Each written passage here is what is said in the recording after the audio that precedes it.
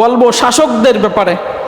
হাদিসে যেটা আসছে, কোনো শাসক যদি জনগণের সাথে প্রতারণা করে, জনগণের সাথে ধোঁকাবাজি করে, জনগণের ন্যায্য অধিকার কোনো শাসক যদি না দেয়, তার প্রাপ্য অধিকার, নবীজি মুহাম্মদ রাসূলুল্লাহ সাল্লাল্লাহু আলাইহি সাল্লাম বলেন ওই শাসকের জন্য আল্লাহ রাব্বুল আলামিন জান্নাত হারাম করে দেন, জাহান্নাম ওয়াজিব করে দেন। যারা জনগণের প্রতি নিষ্ঠুর আচরণ করে, তাদের প্রাপ্য অধিকার দেয় না, অধিকার থেকে বঞ্চিত করে, তারা জান্নাতে সুঘ্রাণও পাবে না, জাহান্নাম আবশ্যক হয়ে যায়, জান্নাত হারাম হয়ে যায়। এই জন্য আমরা এই দিকে আমরা শাসকদেরকে এই মেসেজগুলো, যারাই আপনিও কোথাও যদি আপনার কাছে শাসন ব্যবস্থা আসে, আপনি চেয়ারম্যান হতে পারেন, মেম্বার হতে পারেন, কোন একটা দায়িত্বে আপনি থাকতে পারেন, কিন্তু জনগণের প্রাপ্য অধিকার থেকে যদি আপনি বঞ্চিত করেন, আল্লাহ রাব্বুল আলামিন বলেন আমার জান্নাত তোমার জন্য হারাম থাকলো, আমার জাহান্নাম তোমার জন্য ওয়াজিব থাকলো, জান্নাতের সুঘ্রাণও তুমি পাবা না। অথচ জান্নাতের সুঘ্রাণ 500 বছর দূর থেকেও পাওয়া যাবে।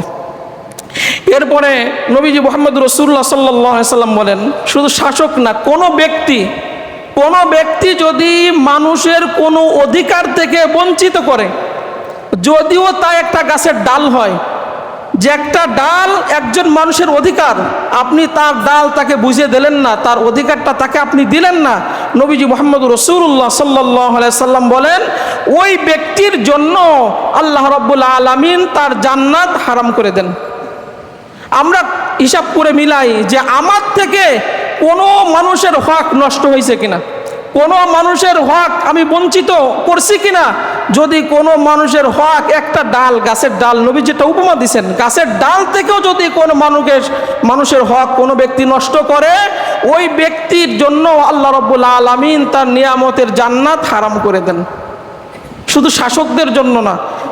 এরপরে নবীজি মুহাম্মদ রাসূলুল্লাহ সাল্লাল্লাহু আলাইহি সাল্লাম বলেন যে আল্লাহ রাব্বুল আলামিন যখন কোনো শাসকের মঙ্গল চান, কোনো শাসকের যখন রব্বুল আলামিন মঙ্গল চান, তখন ওই শাসকের একজন ভালো মন্ত্রী আল্লাহ রাব্বুল আলামিন নিযুক্ত করে দেন।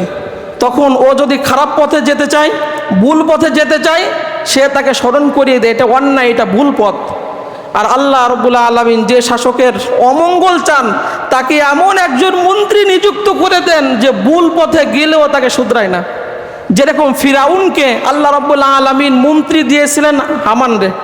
ফিরাউন কিন্তু অনেক চেষ্টা করছিল ভালো হওয়ার জন্য, ভালো পথ আসতেও চেয়েছিল, আল্লাহর প্রতি ঈমানও আনতে চেয়েছিল। আমান বুদ্ধি দেয়, আপনি লিডার যদি মাথা নত করেন কেমনে হয়? আপনি তো বড় নেতা, আপনার তো সব কিছু আছে। ওর বুদ্ধি শুনে কিন্তু ফিরাউন ভালো পথে আসতে পারেনি। এটা আল্লাহ রাব্বুল আলামিনের পক্ষ থেকে। এরপরে